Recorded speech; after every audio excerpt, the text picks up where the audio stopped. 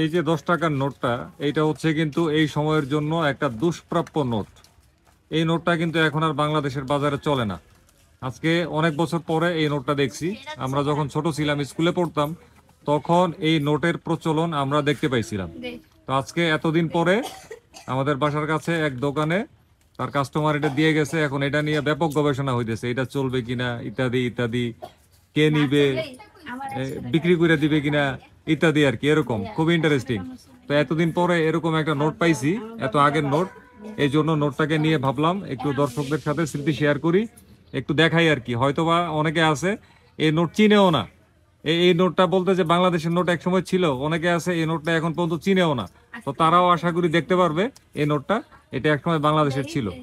আর যদি কেউ এই নোটটা আজকে প্রথম দেখে থাকেন এই ভিডিওর মাধ্যমে, অবশ্যই বলবো যে ভিডিওটা একটু শেয়ার করবেন, যাতে অন্য যারা এই নোটটা দেখে নাই, এটা বাংলাদেশের নোট, তারাও যাতে জেনে যেতে পারে যে বাংলাদেশে এক সময় এই 10 টাকার নোটও ছিল।